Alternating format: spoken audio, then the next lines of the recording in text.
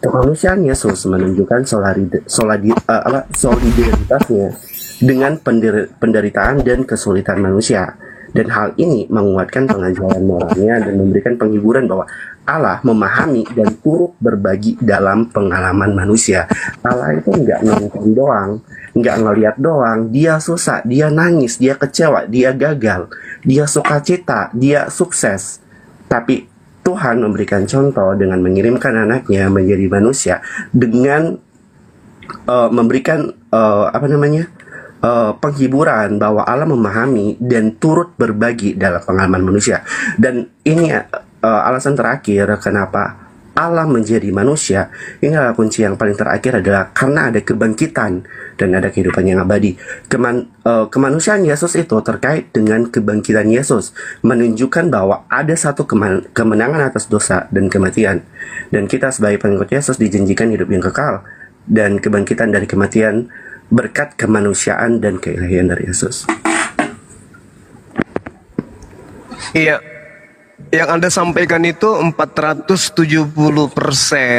doktrin dogma gereja yang sama sekali bertentangan dengan ajaran Yesus itu sendiri. Sangat disayangkan. Yesus mengatakan di dalam Yohanes 7, ya, Yohanes 5 nomor 37. Apa yang dikatakan Yesus di sana, Bung? Yohanes 5 ayat berapa? Coba Anda lihat di dalam Yohanes 5 nomor 37. Apa yang dikatakan Yesus? Iya. Yohanes 37. Iya. Anda nggak tahu dalilnya? Bentar, saya pun nggak hafal Alkitab sebenarnya.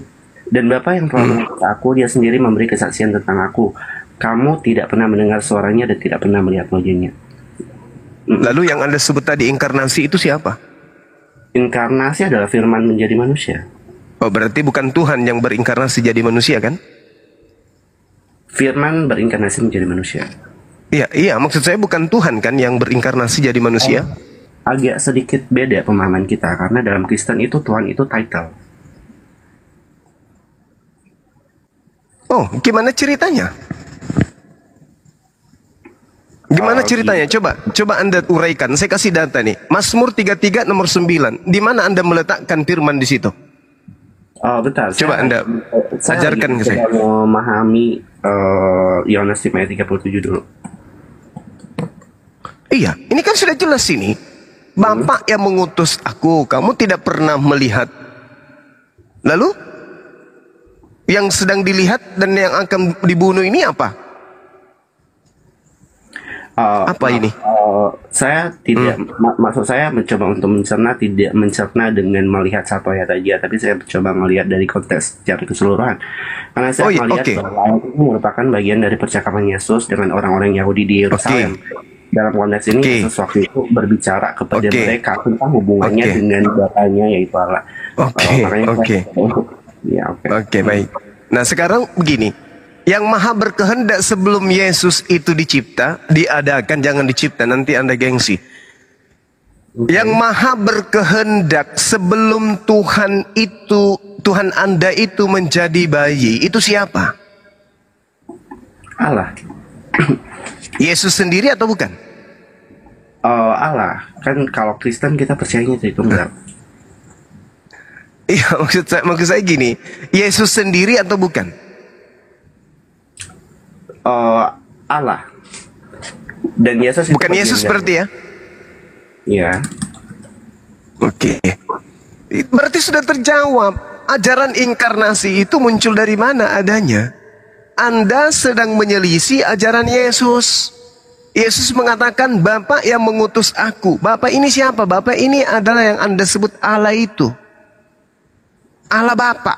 Dialah sang sumber.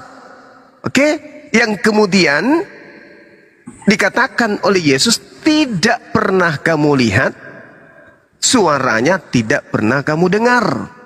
Yang ada di depan orang-orang Israel yang sedang berbicara itu adalah makhluk yang bisa dilihat, makhluk bisa dibunuh, makhluk bisa didengar. Berarti antara yang Anda sebutkan tadi itu Allah, Itu bukan Yesus. Makanya saya katakan, mana aspek keilahiannya? Tidak ada aspek keilahian. Ilahi juga tidak pernah berinkarnasi, merubah dirinya menjadi makhluk. Coba. Ini sorry karena saya juga sambil mencoba di Yohanes 5:37 karena emang kalau kita baca dari satu ayat itu ada tendensi kita akan fokus ke bagian kamu tidak pernah mendengar suaranya dan tidak pernah mendengar tidak pernah mendengar suaranya dan tidak pernah mendengar wajahnya. Ayat apa data yang bisa Anda pakai bantah data pengakuan Yesus ini? Satu aja. Oke, ayat ini sebenarnya merupakan bagian dari percakapan Yesus dengan orang Yahudi. Itu saya sudah jelaskan. Yes, orang Yahudi tidak bisa melihat sang Bapa. Oke, terus Anda bisa. Kristen bisa kan? Adalah bahwa Yesus menyatakan bahwa Bapaknya yaitu Allah itu memberikan kesaksian atau memberikan bukti tentang dirinya dan misinya di dunia. Meskipun Allah memberikan kesaksian, sebagian orang tidak menerima ajaran dan tanda-tanda yang diberikan oleh Yesus. Kok jadi kayak ajaran ini Trimurti, Brahma tidak bisa menunjukkan dirinya ke dunia, maka dia mengutus anaknya Krishna. Kok bisa kayak mirip kayak gitu? Itu kalau misalkan kita mencoba untuk melakukan sesuatu secara rahasia. Sedangkan Alkitab Kristen itu tidak semua harus dijelaskan secara harfiah. Ada arti di balik bahannya. Kalau tadi sempat ada kata-kata kamu tidak pernah mendengar suaranya dan tidak pernah melihat wajahnya, artinya adalah bahwa akan ada kesaksian-kesaksian. Sebagian orang itu tidak menerima ajaran dan tanda-tanda. Saya nggak mendapatkan poin dari penjelasan saudara ini. Ini bukan penjelasan tapi pengaburan saudara. Bukan, karena kita tidak sepaham, karena kita menguji. Bukan tidak sepaham, Anda yang mencoba menyelisih pengakuan Yesus. Makanya tadi di awal saya mengatakan sebelum Maria ngeden, yang maha berkehendak itu siapa? Yesus atau bukan? Saya udah jawab tadi Allah. Ya, bukan Yesus berarti kan?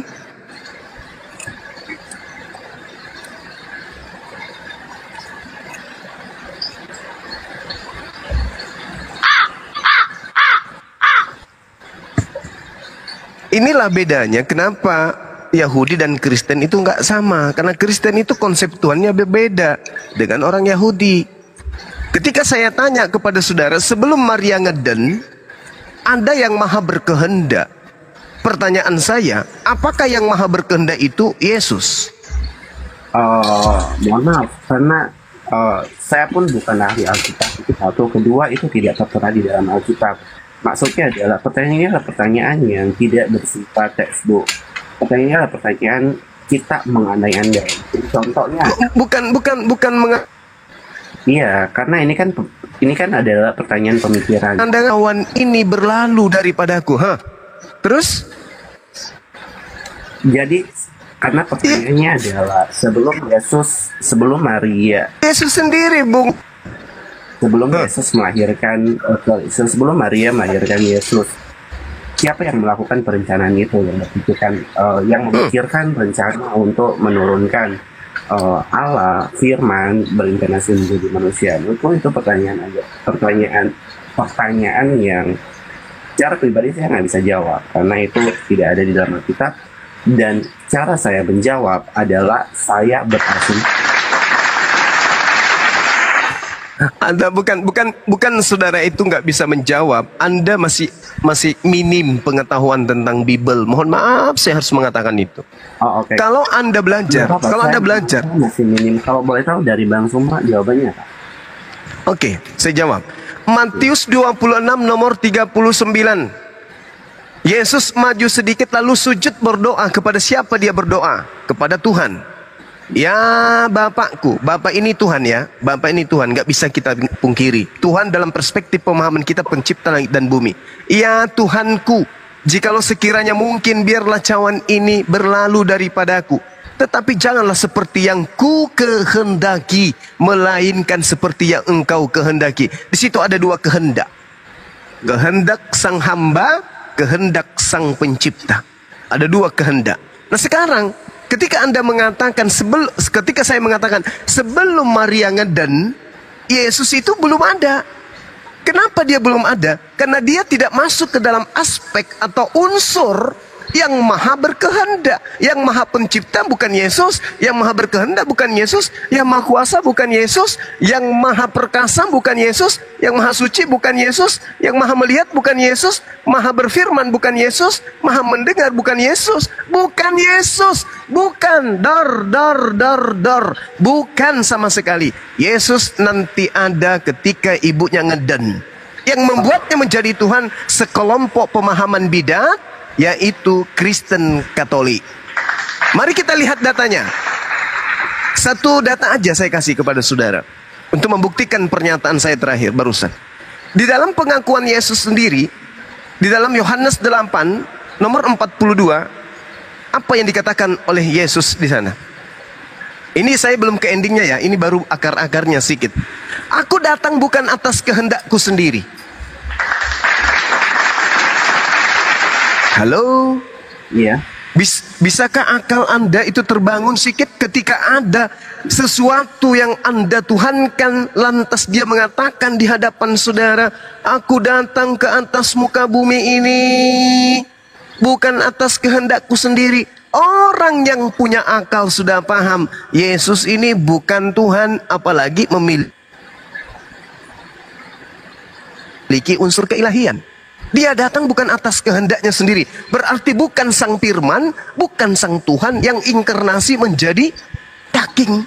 Akan tetapi dia ini adalah makhluk ciptaan 100% yang berasal dari firman. Maka dikatakan pada mulanya adalah firman.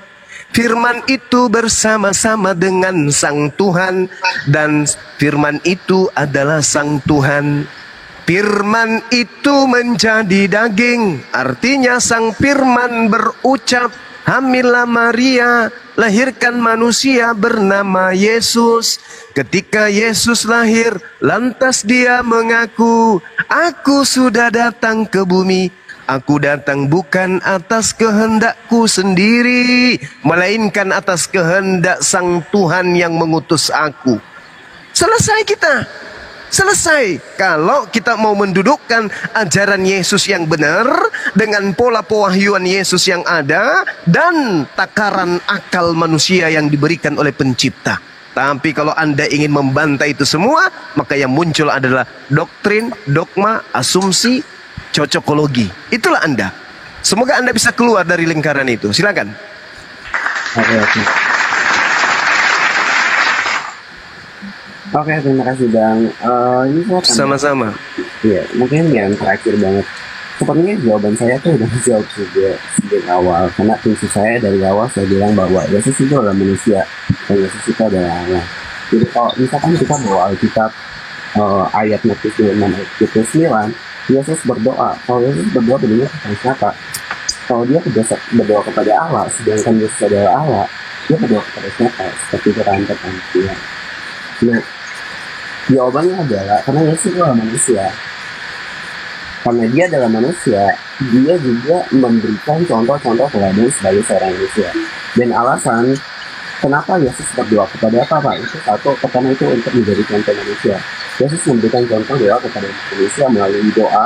Dia menunjukkan pentingnya komunikasi dan ketergantungan pada Allah dalam kehidupan spiritual. Jadi itu menjadi gambaran buat kita manusia. Kalau misalnya kita punya masalah, kita punya teladan nih, Yesus saja pun dia berdoa kepada Allah. Itu jadi teladan. Kedua, itu menegaskan bahwa adanya kehendak Allah. Doa-doa Yesus itu mencerminkan ketergantungannya kepada kehendak Bapa. Karena ini adalah bagian dari ketaatan dan hubungan yang intim antara pribadi tunggal, Allah, Yesus, dan Roh Kudus. Dan itu menjadi lesson buat kita manusia. Ketiga, ada penderitaan di Taman Getsemani. Kalau kita Kristen tahu kenapa Tuhan berdoa waktu itu, Yesus berdoa di Taman Getsemani seperti yang dicatat dalam Matius 9, mengekspresikan beban yang berat yang Yesus hadapi menjelang penyalibannya. Dan doa ini mencerminkan kemanusiaannya yang merasakan penderitaan sementara keilahinya tetap teguh. Dan yang terakhir itu adanya kesatuan dalam Tritunggal. Meskipun Yesus berbicara dengan Bapa dalam doa, mereka adalah satu dalam hakikat ilahi. Doa Yesus mencerminkan adanya kesatuan dan persatuan pribadi-pribadi yang Tritunggal.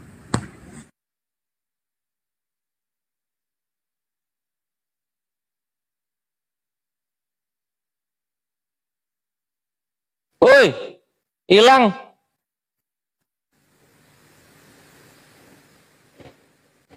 Wah, kemana dia? Kok hilang? Aki Kores, kemana dia? Persatuan dan kesatuan yang tunggal. Exit ah. Gitu. Wah, jangan ditendang Aki Kores. Loh, aku ngapain nendang? Makanan satu-satunya. Iya.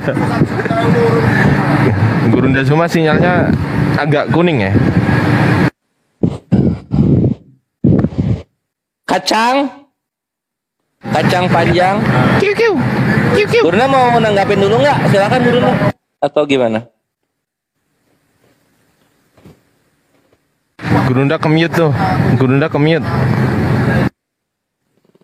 Oke. Dia naik lagi kayaknya. Oke.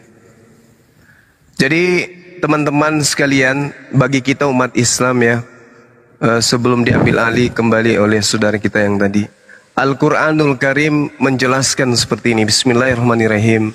Wa qala alladziina kafaru lil ladziina aamanu ittabi'u sabilana wal nahmil khatayakum wa ma hum bihamilin min khatayahum min syai' innahum lakazibun. Dan orang-orang kafir berkata kepada orang-orang beriman, apa kata mereka?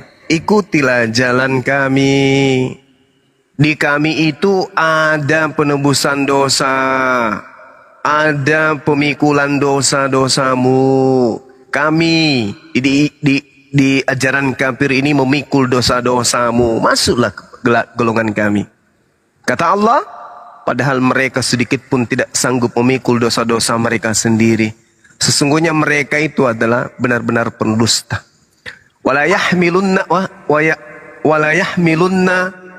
athqalahum wa athqala ma'a athqalihim wala yus'alunna yawmal qiyamati amma kanu yaftarun. Dan mereka benar-benar akan memikul dosa-dosa mereka sendiri dan dosa-dosa yang lain bersama dengan dosa mereka. Dan pada hari kiamat mereka pasti akan ditanyai tentang kebohongan yang selalu mereka adakan. Inilah yang sedang saudara kita praktekkan. Mengada-adakan sebuah kebohongan, mengada-adakan sebuah konsep yang Yesus sendiri tidak ajarkan. Al-Quran sudah menarasikan itu. Kenapa Al-Quran itu selalu tepat ketika menjelaskan tentang orang-orang kafir? Tidak meleset sedikit pun. Ya karena Al-Quran itu datang memang untuk sebagai batu sandungan, sebagai pengajaran, pelajaran, instruksi supaya mereka itu sadar. Makanya Al-Quran mengatakan innama tunziru man ittaba'a syikra wa hasyir rahmana bil ghaib fabashshirhu bimaghfiratin wa ajrin karim. Ini yang Al-Quran katakan. Kamu umat Islam hanya diberi tugas untuk memberi peringatan kepada orang-orang yang mau saja menerima peringatan itu dan yang takut kepada Tuhan yang mereka tidak lihat. Itu yang diceritakan oleh Al-Quranul Karim. Nah, saudara kita ini sedang mempraktekkan apa yang Al-Quran uraikan.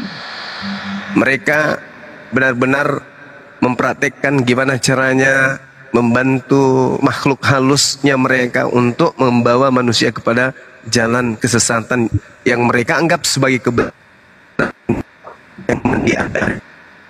Selamat malam. Saya kembali ya, saya ingin menanggapi yang tadi, Bung. Ketika Yesus mengatakan aku datang bukan atas kehendakku sendiri, itu Yesus tidak sedang main-main. Dia tidak sedang bersendagurau, dia tidak sedang bersandiwara, dia tidak sedang nyamar-nyamar jadi manusia, enggak. Betul-betul sepenuhnya dia adalah manusia. Makanya kalau Anda lihat di dalam data sebelumnya di Yohanes 8 ini, Yesus mengatakan ketika aku menghakimi, maka penghakimanku itu benar. Kenapa bisa penghakimanku itu benar? Karena aku tidak seorang diri. Yesus mengaku tidak seorang diri, berarti dia bukan Tuhan.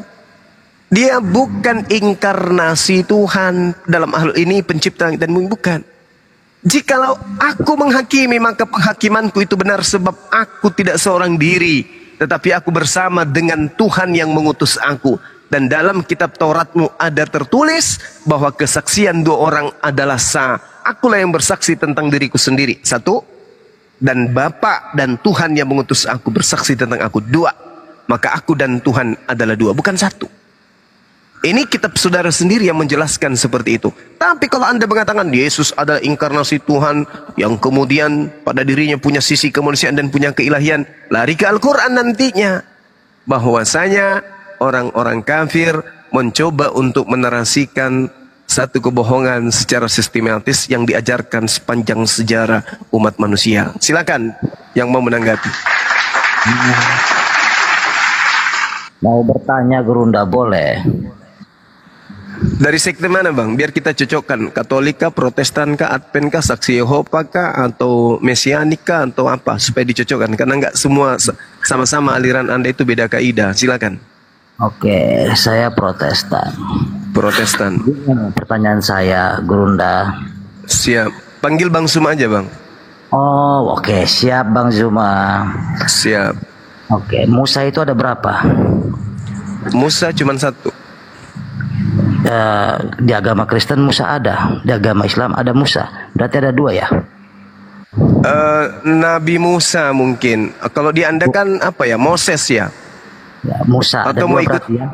atau mau ikut-ikutan di Islam juga? Musa? Bukan, masalahnya gini, di Kristen lebih dulu ada Musa dibanding di Islam. Jika gitu. Bang Zuma mengatakan Islam Musa itu ada satu, Iya. bagaimana dengan Kristen Musanya? Sedangkan lebih dulu ada dibanding Kristen. Oh, bukan begitu cara belajarnya, Bung. Kalau di Islam itu Musa, kalau di tempat Anda Moses. Yang mana yang benar ini? Anda yang ikut kami atau kami yang ikut Anda gitu loh. Itu dulu poinnya. Mantap.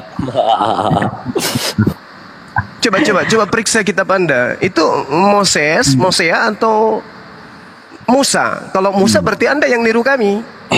Oh gitu. Coba periksa isi kepalanya. Berarti ada. Maksudnya gini kacang banyak. Nama aslinya. Iya. Coba Anda periksa dulu kitab Anda. Anda kitabnya Anda yang lantang atau gimana nih? Karena kalau kami dari pertama Al-Quran itu diwahyukan sampai hari ini, kami tetap beriman kepada Allah yang telah mengutus Nabi kami bernama Musa. Nabi Anda bernama siapa? Coba Anda lihat kitab Anda sendiri. Bisa saya pahami. Di Kristen bisa dikatakan Moses lah ya. Berarti beda bang, beda berarti. Tunggu sebentar ya. Sayangnya Musa itu hanya untuk Bani Israel, nggak ada untuk Kristen. Iya. Hukum Taurat itu ada zaman Musa, bukan? Tunggu dulu. Anda yang membawa materi ini, Musa yang Anda maksud Musa di kami atau di Musa di mana nih? Karena setahu saya di Patikan itu nggak ada Musa. Musa itu, ya itu nabinya orang Yahudi. Ya, nabinya Kristen. Di hukum Taurat bukan? Iya, hukum Taurat itu punya Yahudi, bukan Kristen punya, bang. Oke, bang. Iya. Yang mana ini yang benar ini? Jika di Islam, Tauratnya yang mana, bang? Di Musa, di Islam itu Allah Subhanahu wa taala hanya menjelaskan di Islam. Allah Subhanahu wa taala menjelaskan kepada kami umat Islam bahwa Allah datang kepada nabinya bernama Nabi Musa yang kami imani. Qala ya Musa inni istafaituka 'alan nasi birisalati wa bikalam. Fahusma ataituka wa kum minasyakirin. Ini nabi kami nih. Wahai Musa, sesungguhnya aku memilih melebihkan engkau dari manusia yang lain. Itu perintah. Terus Tauratnya yang mana, bang? Kalau di Islam kitab Tauratnya yang mana? Sekali lagi saya katakan, Taurat itu kitabnya Nabi Musa yang diberikan kepada umatnya Nabi Musa, bukan kepada umat Islam. Kenapa cari di kami? Oke, kitabnya yang mana? Kalau di Kristen kan ada tuh. Yang mana? Kitab Moses itu kan Yang ada mana? di Yang mana 10 kitabnya perintah Moses? Tuhan. Kok saya bilang perintah Tuhan? Mana Larangan ceritanya? 10 perintah Tuhan. Bukan bang, bukan. Yang ada di kitab saudara itu bukan kitabnya Nabi Musa bang. Coba anda baca Ulangan 34 bang. Oke, Lalu oke, Musa oke. meninggal. Bagaimana ceritanya kitabnya Nabi Musa? Musa sendiri bercerita tentang dia meninggal. Di Islam itu Tauratnya yang mana bang? La khala wa la quwata illa billah. Pasang kuping saudara. Kitab Taurat itu kitabnya Nabi Musa untuk umatnya Bani Israel, bukan untuk umat Islam. Aduh, parah ini. Oke, dah. Kenapa Islam mengimani? Kami beriman karena yang mewahyukan itu adalah Tuhan kami. Gurunda mantap, mantap. Jika mengimani kenapa tidak kepada Islam? Kenapa kau harus Itu untuk saudara kami Bani Israel, bukan untuk kami umat Islam. Kami bukan umat penyamar-nyamar yang ngambil kitabnya orang. Wow. Nganggap kitabnya orang, ditempelkan di kitab Romawi, baru dikatakan itu adalah kitab kami. Itu kitabnya orang Yahudi yang Anda pakai. Itu bukan kitabnya Anda. Kitab yang datang kepada Nabi Musa itu adalah kitab untuk Nabi Musa dan kaumnya Bani Israel. Kenapa ada kitabnya Nabi Musa di Anda? Kenapa? Kenapa? Apa hubungannya Romawi dengan Bani Israel? Kok bisa ada kitabnya Bani Israel sama Romawi? Protestan itu kan belakangan muncul. Itu agama baru. Agama penyembah Yesus yang pertama adalah agama Katolik yang mengambil kitabnya Yahudi. Saya balik bertanya, dari mana orang-orang Katolik Kristen pertama mengambil kitabnya orang Yahudi? Dan apa hubungannya? Padahal kitab itu hanya untuk Bani Israel. Ulangan 33 nomor 4. Taurat adalah hak milik kepunyaan Bani Israel. Silakan. Wah, Gurunda, keputus yang terakhirnya Gurunda, diulang dikit. Iya. Jadi ketika dikatakan di dalam Ulangan 33 nomor 4, Torah itu hanya untuk Bani Yakub. Yeremia 31 sampai 36, perjanjian Tuhan yang baru adalah Torah yang diberikan kepada Bani Israel dan Bani Yehuda. Bani Romawi tidak diajarkan, Bani Belanda tidak juga, Bani Indonesia juga tidak. Kenapa bisa ada kitabnya Nabi Moses ada di agama Anda? Silakan. Bang Juma yakin kitab Taurat kitab orang Yahudi? Yes, karena itu untuk Nabi Musa. Ya, yakin sekali. Banget. Gak ada Begitu. untuk Kristen. Wa katabna lahu fil alwahi min kulli syai'in mau'idatan wa tafsilan li kulli syai'. Fa husha bi quwwah wa'mur qaumaka ya'khuzu bi ahsaniha saurikum daral fasiqin. Itu perintah Allah kepada Nabi Musa. Kami tuliskan untukmu Musa pada Taurat segala sesuatu sebagai pelajaran dan penjelasan untuk segala hal. Maka kami berfirman kepadamu wahai Nabi Musa, berpegang teguhlah kepada Tauratku dan suruhlah umatmu Bani Israel berpegang teguh kepadanya dengan sebaik-baiknya. Tidak ada oten di sini, enggak disinggung Romawi di sini, Bung. Lanjut. Berarti Islam mengimani karena dari Tuhan orang Islam. Taurat Betul. itu. Yes. Oke, sekarang kita masuk ke dalam isi Taurat yang orang katakan, Bang Juma katakan itu orang Yahudi. Oke. Apa isi kitab Taurat itu coba? Oke. Allah Subhanahu wa taala menjelaskan di dalam Al-Qur'anul Karim. Jelas sekali dikatakan dalam surah Al-An'am. Al-An'am ayat 9. Bukan, sorry Bang Juma. Apa? Isi Taurat itu apa? Iya. Ini saya sedang ingin menjelaskan kepada saudara supaya Anda paham toh. Anda bertanya, Anda duduk mendengarkan jawaban saya toh. Mas. Gitu. Oke, gitu dong. Ya. Jadi kalau di kami Allah Punten. Ojo suwe-suwe ya jelasin ya. Oke. Ya, gini. Allah Subhanahu wa taala menjelaskan bismillahirrahmanirrahim, "Wa ma qadarullahi haqqa qadrih." Isqalu ma anzalallahu ala basharin min syai'. Qul man anzalal kitab alladhi jaa'a bihi Musa nuran wa hudan lin-nasi taj'alunahu qaratisa tubdunaha wa tukhfuna katira wa ulimtum ma lam ta'lamu antum wala aba'ukum qulillah thumma zarhum fi khawdihim yal'abun. Maka mereka tidak mengagungkan kemudian Allah sebagaimana mereka mestinya ketika mereka berkata Allah tidak menurunkan sesuatu pun kepada manusia. Katakan kepada mereka, siapakah yang menurunkan kitab Taurat yang dibawa oleh Musa sebagai cahaya dan petunjuk bagi Bani Israel? Kamu jadikan kitab itu sebagai lembaran-lembaran kertas yang bercerai-berai. Kamu memperlihatkan sebagian dan banyak yang kalian sembunyikan. Padahal telah diajarkan kepadamu apa yang tidak diketahui, baik olehmu maupun nenek moyangmu. Katakanlah, Allah lah yang menurunkan. Kemudian setelah itu Allah membiarkan mereka bermain-main dalam kesesatannya. Jadi hukum maaf Bang Juma, oke. Siap. Pertanyaan saya tadi isi kitab Taurat. Tentang apa isi kitab Taurat yang punya orang Yahudi yang kami imani. Ini sudah dijelaskan tadi. Isi Taurat itu. Bang Juma gantian, saya mau bicara. Tadi Bang Juma jelaskan, saya diam. Oke. Anda lucu. Yang Anda ingin uraikan ini adalah adalah kitabnya Moses. Kitabnya siapa tuh kalau Protestan? Yang kita minta ini, Anda minta kitabnya Nabi Musa kan? Sementara yang Anda pegang itu kitabnya Protestan. Isinya apa kitab Taurat itu? Allahu Akbar.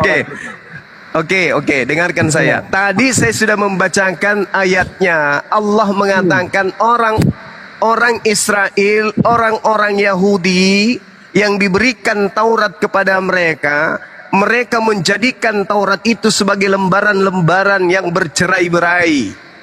Mereka memperlihatkan sebagian dari isinya. Dan sahabat dulu, Anda murid di sini, jangan seakan-akan Anda lagi jadi bingung. Kalian menjadikan Taurat itu sebagai lembaran-lembaran yang bercerai-berai dan kamu perlihatkan sebagiannya dan banyak yang kamu sembunyikan. Itu keadaan Tauratnya Nabi Musa yang dijelaskan oleh Allah. Sebagian kemudian yang diajarkan oleh Al-Quran, wa katabna alaihim fima annal nafsa bin nafsi wal aina bil aini wal anfa bil anfi wal uzuna bil uzni was sinna bis sinni. Terjemahannya aku bacakan samamu. Kami telah menetapkan bagi mereka Bani Israel di dalam Torah nyawa balas nyawa, mata dengan mata, hidung dengan hidung, telinga dengan telinga, gigi dengan gigi, dan seterusnya. Itu salah satu aspek hukum yang ada di dalam kitab Tauratnya Nabi Musa. Dan itu masih ada bercerai-berai. Buktinya masih ada di Ulangan 1921, Imamat 24, nomor 20, mata ganti mata, nyawa ganti mata, nyawa ganti nyawa, dan seterusnya. Gitu loh Bang. Oke, saya jawab. Saya tanggapin Bang ya. Oke. Di agama Islam mengatakan kitab Taurat di pertanyaan saya tadi nggak ada Anda baca jawab. Tunggu, saya bicara dulu. Iya. Kita mengimani Taurat yang dimiliki orang Yahudi, bukan? Itu kan? Gimana? Orang Taurat, Islam mengimani Taurat yang punya orang Yahudi. Yang datang kepada Nabi Musa yang kami imani. Oke. Di dalam sama seperti kami juga mengimani kitab itu. Di Kristen kitab Taurat itu isinya tentang akan kelahiran Yesus. Jadi Taurat mana yang Anda yakini? Isi dari Taurat itu. Tunggu. Anda ngomong di mana Taurat kelahiran Yesus? Saya bicara dulu. Tunggu. Tolong dong kasih data dulu. Anda kan tadi mengatakan bahwa di dalam kitabnya Musa berisi tentang kelahiran Yesus. Mana ayatnya? Ayo. Tunggu dulu, saya jelaskan. Kasih data dulu baru menjelaskan. Coba mana di mana datanya? Jangan bohong dong. Ayo mana datanya? Jangan ngibul. Oke, saya jelaskan lagi ya. Ternyata berbeda. isi Ya memang Taurat berbeda. dalam Kristen. Yang Anda pegang itu bukan Tauratnya Nabi Musa. Saya mau iya, Saya tanya dulu kepada saudara. Jarak antara Nabi Musa ke Katolik berapa ribu tahun? jarak Musa ke agama Islam berapa tahun? Bukan. Kalau di Islam tidak ada kitab Taurat. Dengarkan saya. Dengar. Kalau di Islam tidak ada lagi kitab Taurat. Tadi kan Anda sudah mendengarkan bahwa orang-orang yang diberikan kitab Taurat kepada mereka membuatnya apa? Bercerai-berai. Tidak ada di kami kitab Taurat, nggak ada. Diam dulu, nggak ada di kami kitab Taurat.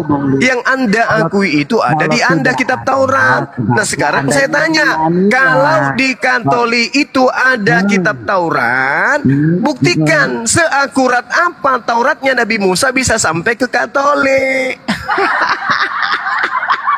Sekarang kitabnya, dengar. Kitabnya Nabi Musa, dengar supaya kamu itu bisa jawab.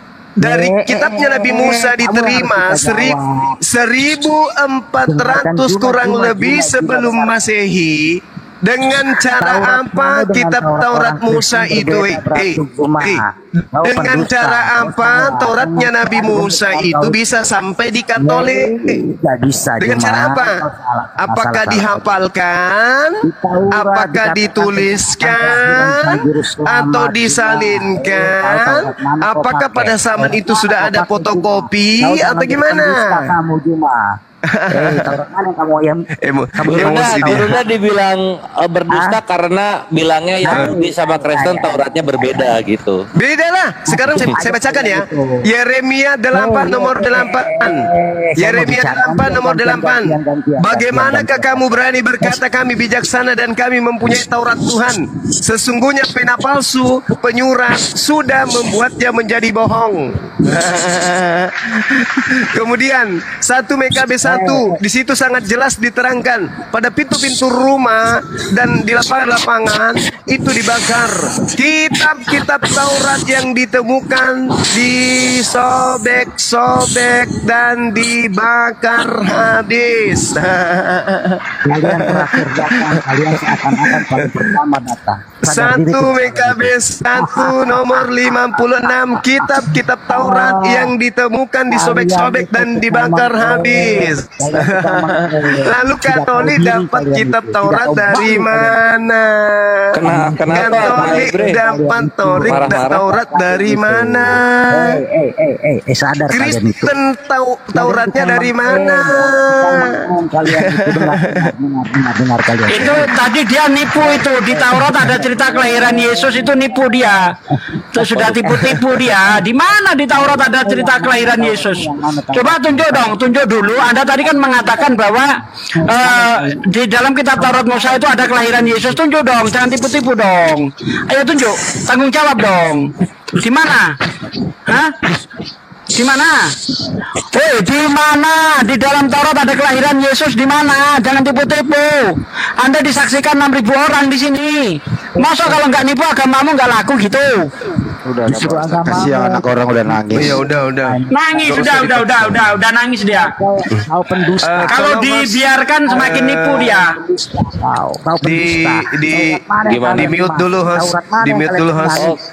Aku nggak bisa Host di mute dulu. Moderator nggak bisa mute. Taurat orang kami kamu. Kenapa? Dasar kalian dong. Itu marah dia. Ngamuk dia.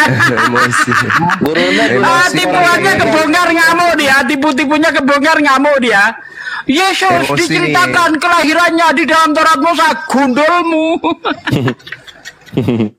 Iya, OT sudah keluar akhi, diturunkan lagi volumenya. Jadi gini teman-teman sekalian, saya luruskan lagi ya untuk Laskar Api yang ada di bawah dan teman-teman yang ada di YouTube. Al-Quran kita menjelaskan begini. Taurat yang dibawa oleh Nabi Musa itu sebagai cahaya dan petunjuk bagi manusia. Kata Allah, kamu jadikan kitab itu sebagai lembaran-lembaran kertas yang bercerai-berai. Kamu perlihatkan sebagiannya dan banyak yang kamu sembunyikan. Kalau mereka kemudian menolak Al-Quran ini, tentu mereka mampu menunjukkan kitabnya Nabi Musa alaihissalam. Kalau mereka mampu menunjukkan sebuah buku nih, lalu kemudian dia katakan ini adalah Taurat, tanya kepada mereka, dari Nabi Musa alaihissalam sampai kepada tangan kalian, itu dijaga dengan pola apa?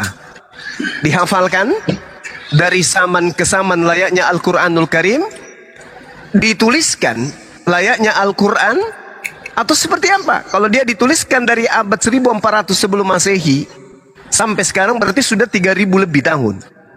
Nah, sekarang pola apa yang digunakan? Torahnya. Sedangkan yang ada di genggaman mereka hanya terjemahan. Itu pun terjemahan dari Septuaginta. Itu soalan pertama.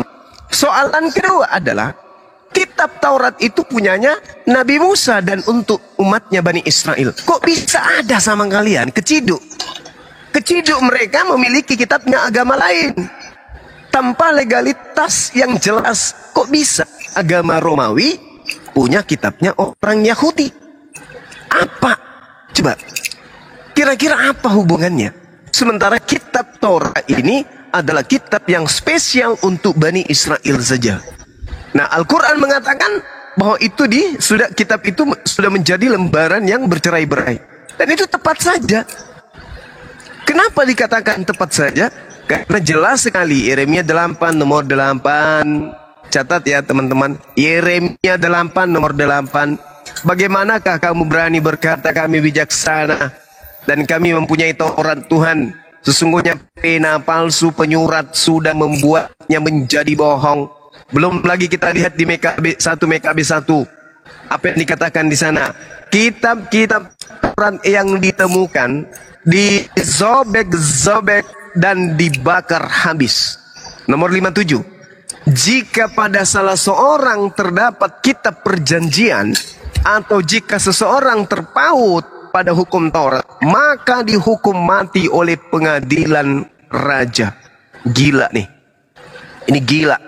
Kalau sudah kayak begini keadaannya, lalu bagaimana mungkin kemudian kitabnya Nabi Musa itu masih ada? Siapa yang menjaganya? Seperti apa tradisi penyampaiannya, pelestariannya? Kalau kita kan sangat jelas tuh. Ya, sangat jelas. Al-Quran dihafalkan dari zaman ke zaman. Nah, kita lihat dalam Ulangan 34. Ya, dicatat ya sahabat-sahabat Laskar yang di bawah yang ingin ikut berapologet. Ulangan 34 nomor 5 dan seterusnya. Dituliskan begini. Lalu matilah Musa, hamba Tuhan itu. Oke? Lalu matilah Musa, hamba Tuhan itu, di sana di tanah Moab, sesuai dengan firman Tuhan. Dan dikuburkannya lah Musa di suatu lembah di tanah Moab, di tantangan Bet Peor. Dan tidak ada seorang yang tahu kuburnya sampai hari ini. Musa berumur 120 tahun ketika Musa mati. Matanya belum kabur dan kekuatannya belum hilang. Orang Israel menangisi Musa di dataran Moab 30 hari lamanya. Ini benar. Ini benar Musa yang nulis. Ini benar Musa yang catat. Sudah tentu bukan Musa. Berarti apa yang diterangkan Al-Quran, ya ahlal kitab, lima talbisunal haqqa bil batil wa taktumul haqqa wa antum ta'lamun. Wahai ahli Taurat, wahai ahli kitab, mengapa engkau mencampur adukkan antara firman Tuhan dengan karangan manusia? Ini bukan firman Tuhan. Lalu matilah Musa, hamba Tuhan itu, di sanalah tanah Moab, sesuai dengan firman Tuhan, dan dikuburkanlah Musa. Lalu dikuburkannya lah Musa, dia di suatu lembah di tanah Moab, di tentangan Bet Peor, dan tidak ada orang yang tahu kuburnya sampai hari ini. Musa berumur 120 tahun ketika Musa mati. Masya Allah, luar biasa Gurunda. Ini cerita apaan ini? Oke, lanjut teman-teman. Saya bikin kopi campur masaku sebentar. Sponsor dulu boleh Gurunda ya teman-teman. Mohon izin Ustadz Suki, Gurunda Zuma, Bang Handi. Boleh nggak? Pada diem. Saya boleh berpendapat tadi ya. Ini anak tadi niatnya itu ingin mengatakan bahwa Kristen itu lebih dulu satu. Islam itu nyontek-nyontek Nabi Musa. Ternyata setelah dikasih data bahwa di Bible itu bukan Musa, Moses. Jadi niatnya ingin menghajar, tapi ketabok balik, akhirnya meringis kesakitan, jatuh, terakhir dibawa ke rumah sakit. Gitu kira-kira. Ada Shalom. Halo, selamat malam Shalom. Ya, halo, Shalom, selamat malam. Nah gini bro, Apa tuh? Mal kalian, pakai waktu dong. Mari kita bahas. Oke, gini, kalau boleh ya. Temanya gini bro, apakah Allah yang diperkenalkan Muhammad itu Tuhan yang sama dengan yang memperkenalkan diri kepada para nabi? Ya melalui yang tertulis lah. Nah, terus pakai waktu dong, pakai waktu. Dulu. Kalau topik mau begini, terus Kristennya mana? Iya, kita buktikan dari kitab suci dong, yang tertulis di Alkitab. Gimana? Itu namanya lu nyari selamat. Gini topiknya Bukan gini. cari selamat. Apakah Jadi sembahan? Apakah Gimana, sembahan gimana? Muslim? Dengerin dulu. Apakah sembahan Islam dan sembahan Kristen itu beda atau sama? Begitu dong baru imbang. Ya beda dong, kalau itu pasti beda dong. Ya udah, kenapa lu adu-adu? Bawa kitab para nabi, emang Kristen ada hubungannya dengan para nabi gitu? Tadi kan si Juma kan bawa kitab suci Yeremia. Bentar bang, emang Kristen ada hubungannya dengan kitab para nabi? Apa hubungannya? Tadi kan dia bawa dalil itu di kitab Yeremia katanya, baru di Ya itu kitabnya Yahudi, bukan kitabmu kan? Iya, ya kita bahas di situ. Apa salahnya? Kan kitab Jadi itu bebas bro. gini loh, apakah Tuhannya Yahudi sama dengan Tuhannya Kristen? Oke, Itu nggak baru keren. Nah, tadi kan kitab Yeremia yang dibahas. Nah kita bahas itu aja. Gimana? Membuktikan apakah Allah itu? Enggak. Apakah Kristen ini Tuhannya sama dengan Tuhannya Yahudi dan Islam gitu loh? Kasih waktu dong, kasih time dong. Tadi kan Iya, kita deal dulu. Nah, kita deal dulu. Apakah Tuhannya Kristen sama dengan Tuhannya Yahudi dan Tuhannya Islam gitu? Berani? Gimana?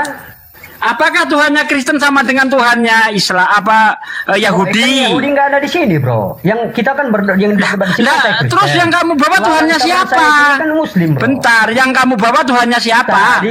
Tadi kan kau bawa kitab Yeremia. Nah, dan kitab Yeremia kitabnya Yahudi, bukan kitabmu. Iya, kitab nggak ada hubungannya. Bro, gini bro, nggak apa-apa.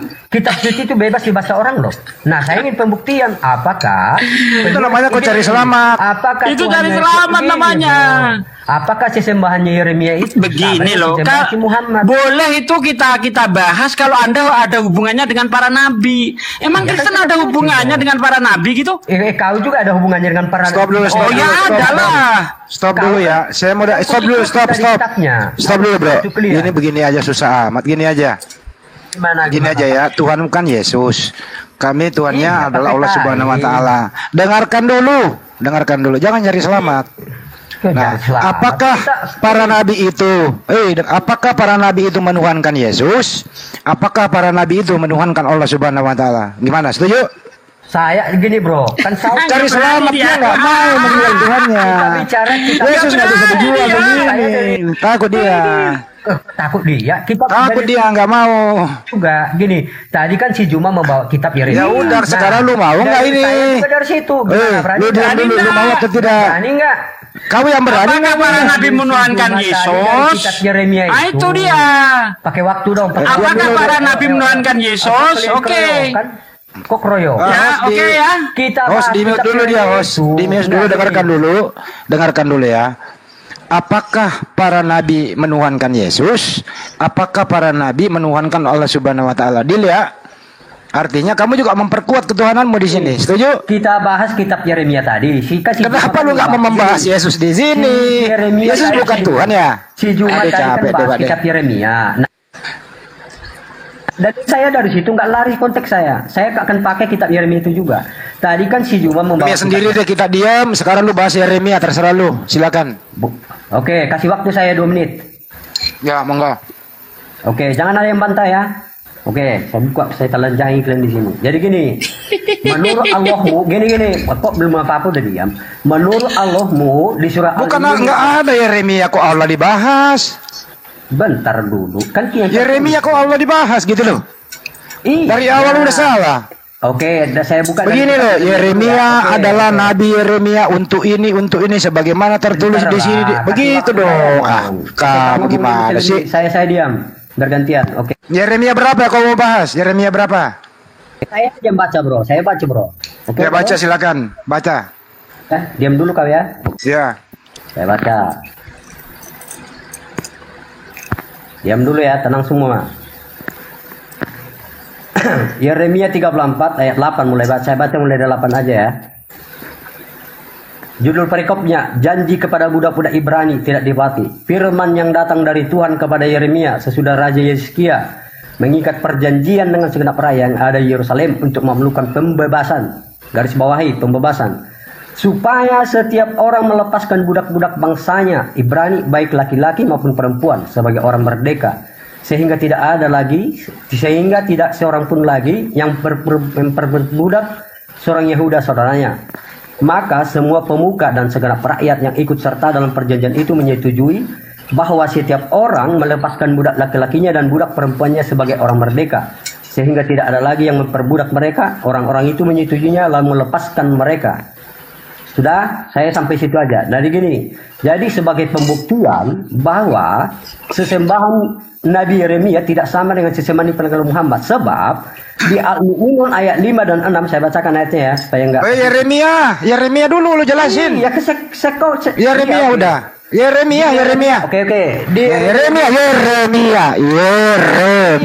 Gini Bang Andi, yang saya ketahui, dia mau menyerang Islam pakai kitab Yeremia. Ya nggak nyambung, orang kitab Yeremia bagi kita hanya sampah. Ngapain kau nyerang Islam itu pakai Yeremia? Kamu serang Islam pakai Islam gitu, baru bener kau. Udah Pak De, biarkan Yeremia aja. Lu pokoknya gua kasih lu waktu ngomong 60 hari 60 malam. Lu Yeremia aja, silakan. Yeremia aja, jangan nyebrang kemana-mana. Lari ke Islam.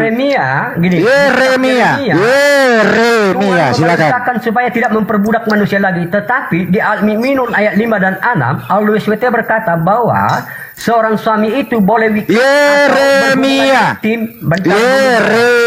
Surah 5 ayat 6 begini. Yeremia, silakan. 5 dan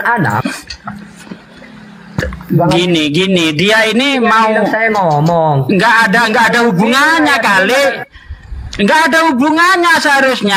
Yeremia itu kamu adu dengan kitab Bilangan 31 ayat 17 sampai ayat 40. Di mana Tuhanmu di situ minta jatah cewek. Baru cocok. Jangan kau adu pakai Quran.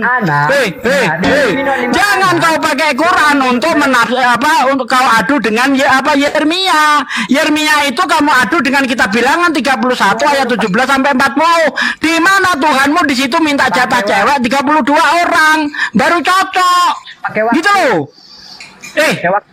Kenapa kamu lari ke Al-Quran sementara di dalam kitabmu sendiri Tuhanmu membolehkan untuk membagi-bagikan perempuan. Nah gitu, jangan lari ke Al-Quran. Ngapain lari ke Al-Quran? Nggak nyambung bos. Gak nyambung. Di mana Tuhanmu sendiri di situ malah minta cewek.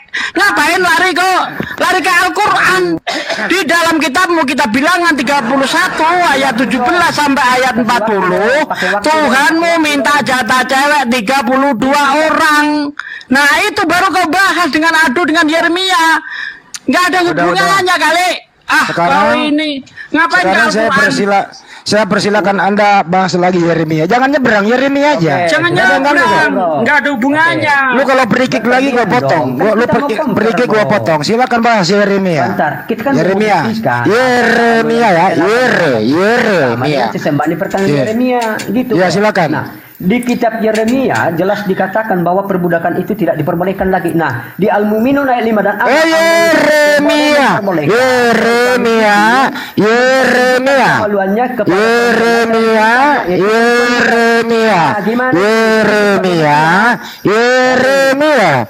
Yeremia bukan Al-Quran. Yeremia saja. Suaramu akan tenggelam kalau kau melanggar kesepakatan. Pakai waktu dong, pakai waktu. Yeremia bukan Al-Quran. Yeremia udah standby belum Guru? Kita cari tahu. Yeremia saja. Nabi Yeremia saja. Nah, ternyata tidak sama. Allah SWT-nya si Muhammad yang pertama. Kenapa Yeremia dibahas lari ke Allah gitu? Dulu ya, saya baca dulu. Nggak bisa. Lu standby dulu. Jadi saya baca dulu. Di mute dulu host. Nggak ada urusan ini. Jadi beda. Mau dibedakan ya beda. Contoh nih, bedanya kalau Tuhanmu itu kelakuannya kayak germo. Ya ini bedanya Allah Subhanahu wa taala dengan Tuhanmu. Tuhanmu kayak germo. Di dalam 2 Samuel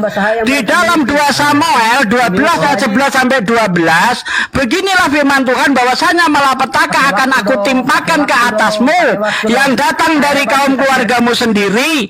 Aku akan mengambil istri-istrimu di depan matamu dan memberikan kepada orang lain. Orang itu akan bersetubuh dengan istri-istrimu di siang hari. Sebab engkau melakukan secara tersembunyi, tapi aku akan melakukan hal itu secara terang-terangan di depan seluruh orang Israel.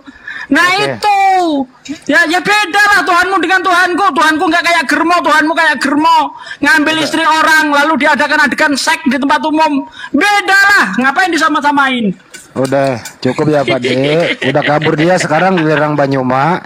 Ini tadi mau menyinggung, katanya Yeremia itu menghapus perbudakan, Al-Quran tidak. Gitu kira-kira Bang Juma. Silakan. Mana perintahnya di dalam Al-Quran kemudian perbudakan? Di mana dalilnya? Ada dalil dia di bawah tadi. Surah Al-Mu'minun ayat 5 ayat 6. Itu loh yang kita diperintahkan untuk menahan hawa nafsu itu loh. Ya intinya ke sana. Lalu bagaimana? Entah itu larinya ke sana apa hubungannya? Di dalam kitabnya mereka kan hamba-hamba diperintahkan taat kepada tuan-tuannya seperti dia taat kepada Tuhan. Gimana itu? Sedangkan di dalam Al-Quran kan jelas sekali bagi kita bahwa tidak ada kemudian perintah tentang kaidah memperbudak atau apapun itu. Sementara mereka di Ulangan 20 disuruh apa tuh? Memperbudak. Kalau dia mengepung, maka dia diperintahkan kemudian untuk memperbudak. Kan gitu poinnya. Mantap. Gak bisa. Ini sebenarnya surah Al-Mu'minun ayat 6 itu, ini justru cara-cara untuk membebaskan perbudakan, kecuali terhadap istri-istri mereka atau hamba saya yang mereka miliki, maka sesungguhnya mereka tidak tercela. Budak yang sudah dijadikan istri, ya, itu dia langsung bebas. Nanti kalau punya anak, anaknya bebas. Begini cara Islam untuk membebaskan perbudakan. Beda dengan kitabnya Kristen.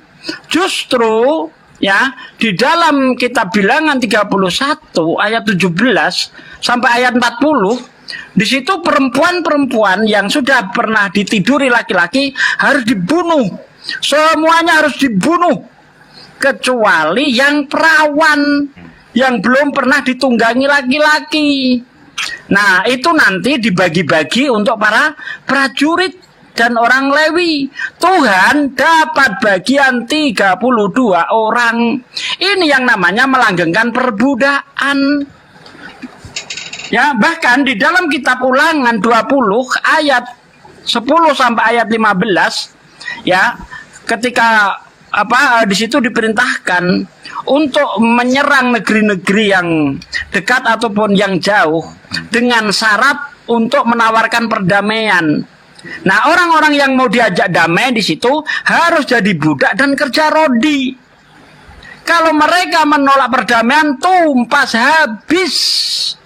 Nah itu kitab dia itu. Disuruh bahas Yeremia, saya kasih waktu, dia nyebrang ke Al-Quran. Ya nggak bisa. Jadi Yeremia itu dipakai Bang Joma untuk menyalahkan Al-Quran. Gitu, karena perbudakan itu Yeremia lah. Al-Quran itu mengiyakan perbudakan. Itu serangannya Bang Joma, kira-kira begitu. Ya nggak bisa lah. Dia Al-Quran ini kan dijelaskan kemudian oleh Rasulullah, karena tugas Rasulullah itu adalah menjelaskan Al-Quran. Sedangkan paparan Rasulullah kemudian untuk mentadabburi Quran, menyampaikan Al-Quran, itu disebut hadits. Salah satu hadis Rasulullah, beliau mengatakan, mereka budak-budak kalian itu adalah saudara dan pembantu kalian yang Allah jadikan di bawah kekuasaan kalian. Maka barang siapa yang memiliki saudara yang ada di bawah kekuasaannya, hendaklah dia memberikan kepada saudaranya makanan seperti yang ia makan, pakaian seperti yang ia pakai, dan janganlah kamu membebani mereka dengan pekerjaan yang memberatkan turunkan mereka. ini orang ini. Sugi, suara kau tuh. Turunkan dulu orang ini, Bang Hujan juga namanya aja, jangan dinaikin lah. Bang Hujan itu. Jika kamu kepanasan? Jika kamu membebani mereka dengan pekerjaan yang berat, hendaklah kamu membantu mereka. Ini sama halnya membebaskan perbudakan. Karena makanannya sama dengan makanan kita, pakaiannya sama dengan pakaian mereka, panggilannya kita panggil mereka dengan saudara, dan tidak boleh kita memberikan pekerjaan yang tidak bisa dia sanggupi, tidak boleh memberikan pekerjaan yang berat. Dan kalau kemudian kita memberikan pekerjaan yang berat, maka perintahnya Rasulullah, hendaklah kamu ikut membantu pekerjaan berat itu. Artinya, ya ada lagi budak di sana. Yang ada adalah saudara, Masya Allah. Ini ajaran Islam. Masalah. Mana ada budak makan sama makanan kita, pakaiannya sama dengan kita. Dia kerjaan kita juga ikut saling membantu. Itu bukan budak lagi, itu rekan kerja itu namanya. Islam, Bung. Nah, itu Islam. Nah, terus yang kedua, kalau bisa Bang Handi, yang seperti tadi itu jangan langsung disemes kepalanya. Kasih waktu dulu entah 1 menit. Biarkan dia menghujat, setelah selesai hujatannya baru diturunkan. Itu juga untuk membuktikan, karena kan kita banyak ini Islam milenial yang baru nyimak TikTok, dan juga banyak oten-oten yang awam yang sekarang sudah terheran-heran dan sudah mulai jatuh mental. Ternyata memang kita komal-komal oten itu isinya penghujat semua. Kalau di Islam itu ternyata memang nggak menghujat mereka.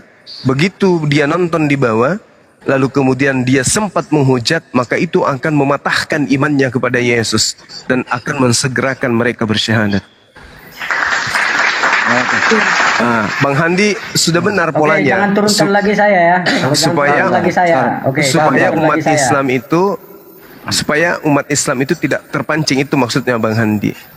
Tapi pola itu sekarang kita rubah sedikit. Para penghujat kasih ruang 1 menit, 2 menit, setelah dia puas kemudian untuk menghujat, untuk melampiaskan dan memperlihatkan cerminan agamanya, baru diturunkan.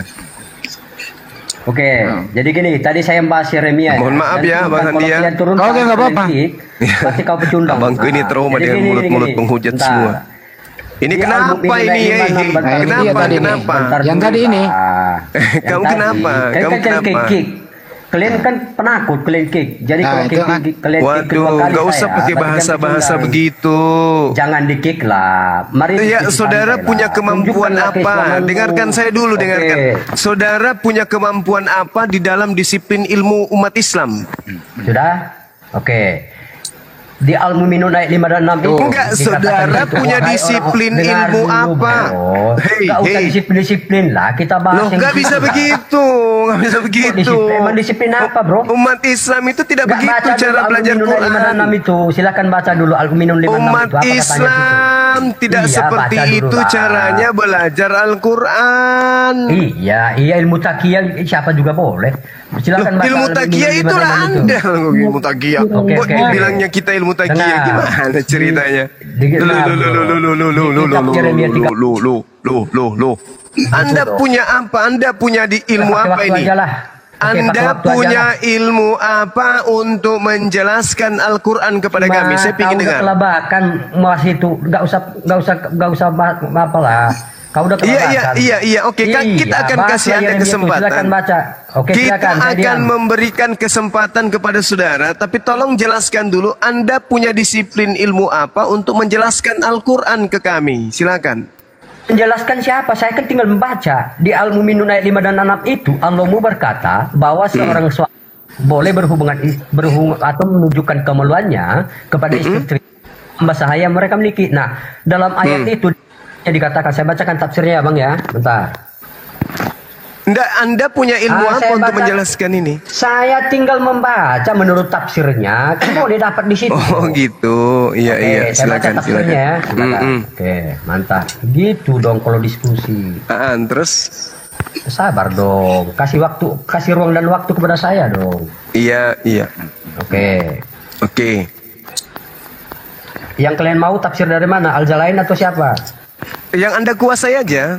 Banyak bro, kan Kementerian Agama ada, tafsir Al-Jalain ada, Arab Saudi Iya, ada. yang mana Anda kalian kuasai, yang Anda kuasai aja. Oke, sabar ya, bentar, sabar. Iya.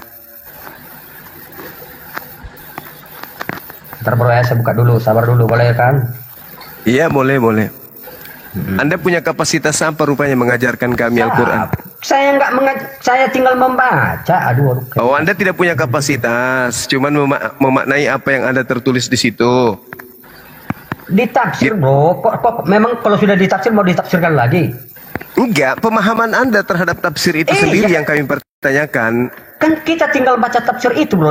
Kalau sudah ditafsirkan berarti setelah ditafsirkan baru kita mengetahui. Benar gak? Iya, terus? Oke, saya baca dulu lah. Oke, silakan. Jangan kelabang. Aduh, parah kalian lah. Nah, silakan. Bentar, sabar ya. Kami tunggu. 1.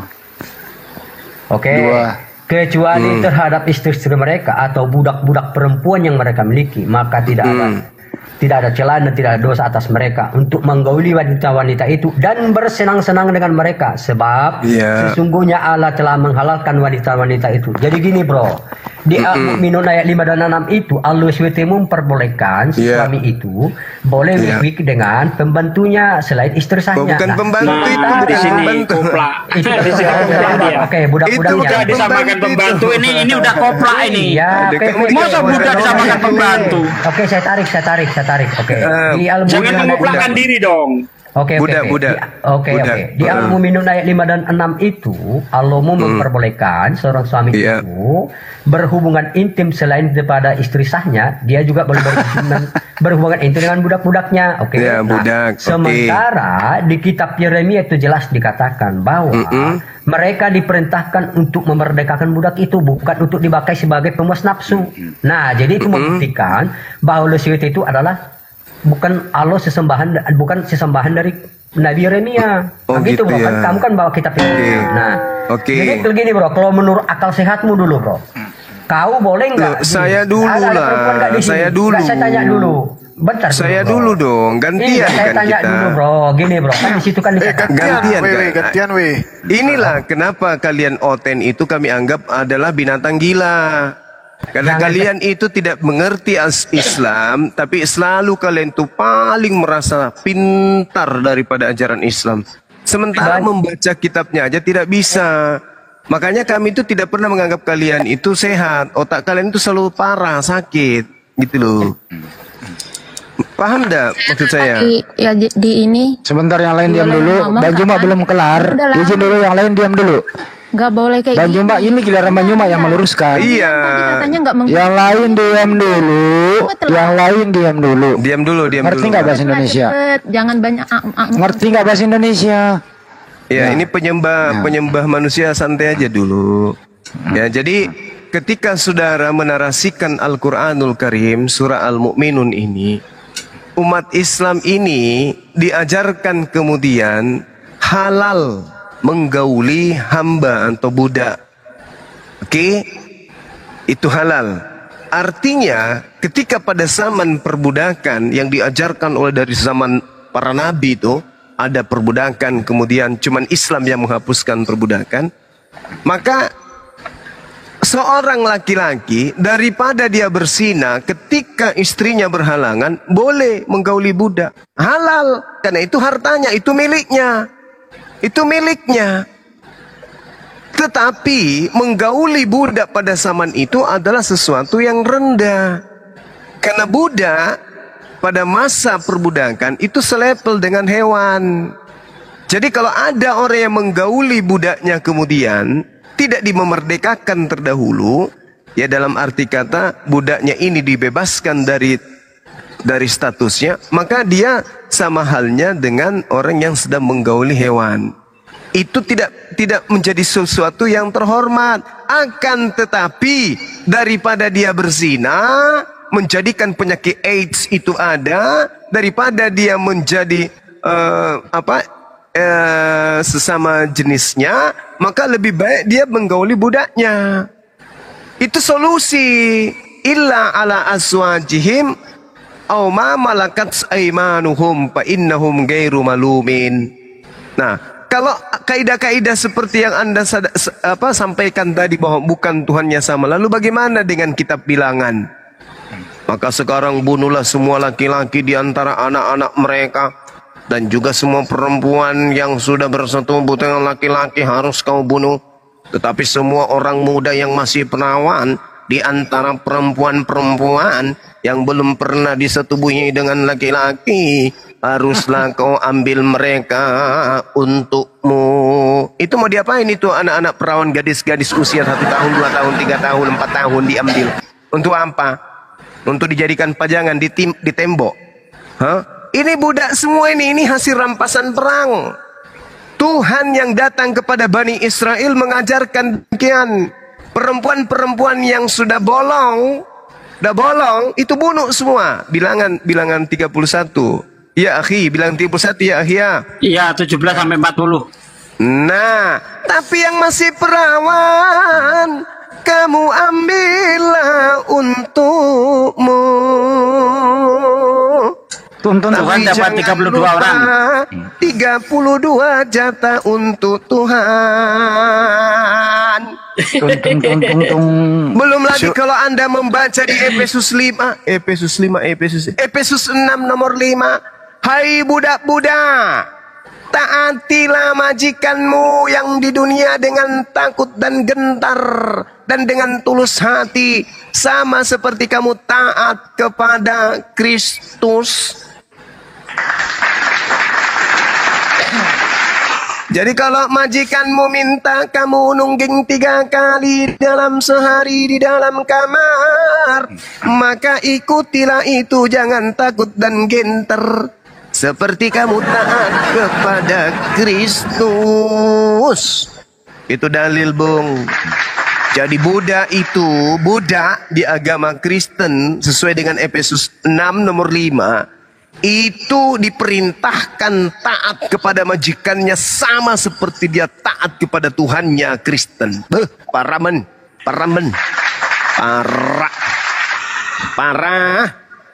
Parah.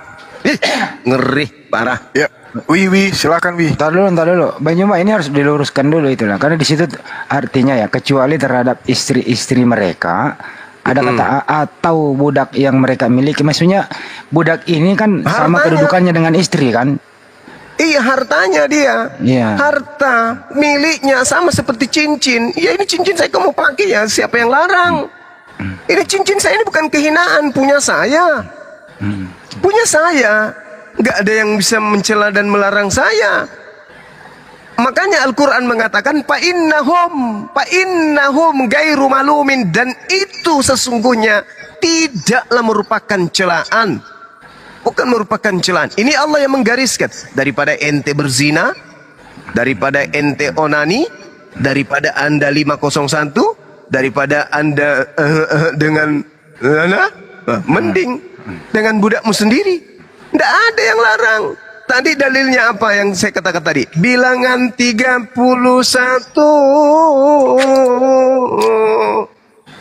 Yang tidak perawan bunuh semua. Yang perawan ambil untukmu. Yang perawan itu usia berapa tahun? 0 tahun, 0 hari sampai kemudian 0 hari, 0 tahun sampai kemudian perawan. Jadi kalau 2 tahun, 3 tahun masih perawan, ambil untukmu.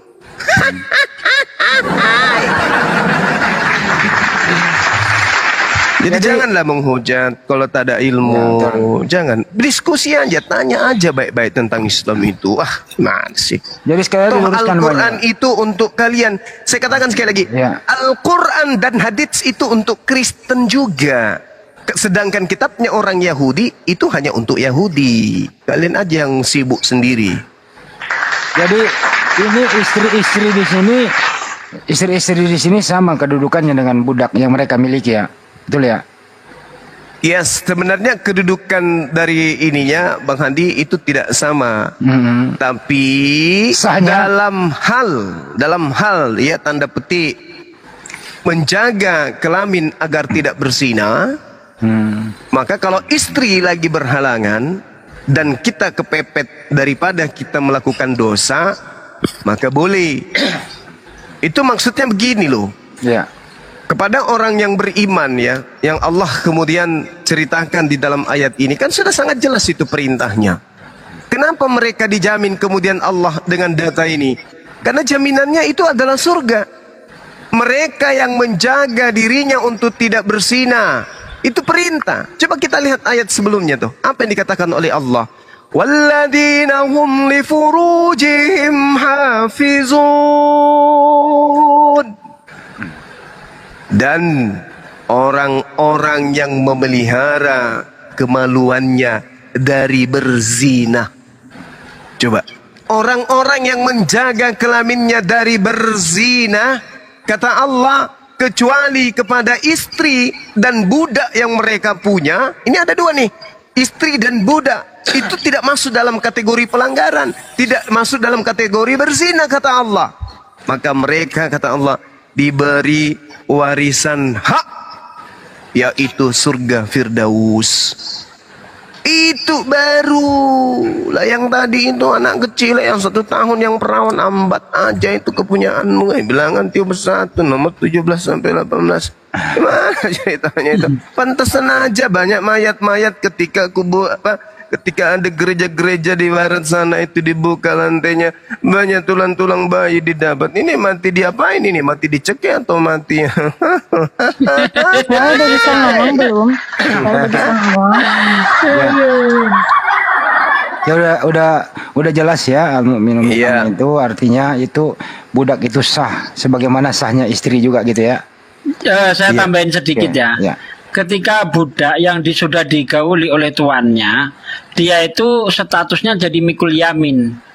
Nah, iya dinaikkan. Jadi di sini itu ketika itu bangsa Arab itu menganggap budak itu ya seperti yang dikatakan Bang Juma itu seperti hewan dia.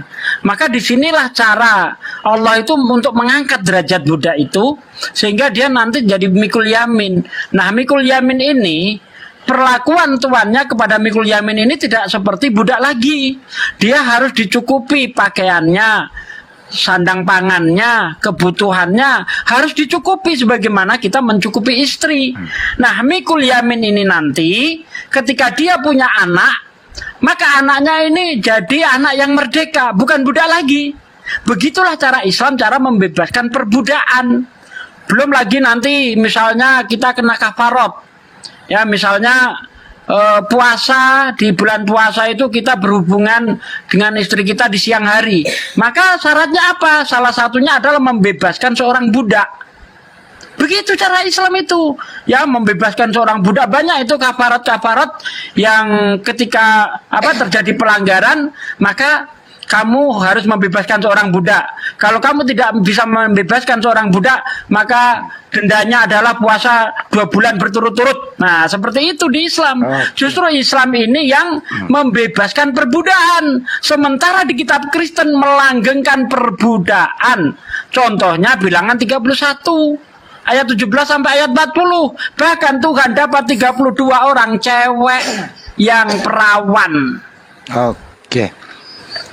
Tapi itu zaman dulu cara membebaskan budak dengan cara terhormat perintah Allah. Tapi sekarang kan udah nggak ada budak. Artinya, nggak ada. Bang Joma sudah tidak signifikan karena sudah nggak ada budak sekarang. Begitu ya Bang Joma ya? Iya. Ya. Tapi perbudakan tidak menutup kemungkinan akan terjadi lagi. Itulah hebatnya Quran. Itulah hebatnya Quran. Ada solusi ya. Gini Bang Handi. Ya. Al-Quran itu sudah menjelaskan dengan sangat rinci kepada kita umat Islam. Wa isqala rabbuka lil malaikati inni ja'ilun fil ardi khalifah qalu antaj'alu fiha may yufsidu fiha wa yasfiku dima wa nahnu nusabbihu bihamdika wa nuqaddisu lak qala inni a'lamu ma la ta'lamun. Makhluk-makhluk Allah yang sudah dicipta oleh Allah sebelum kita, sebelum Nabi Adam alaihissalam, mereka sudah tahu manusia ketika nanti dicipta hanya akan membuat pertumpahan darah di atas muka bumi. Apa yang terjadi sekarang di belahan bumi sebelah mana itu? Sebelah anuan. Nah, itulah terjadi sekarang. Sangat boleh jadi nanti terjadi juga di Asia.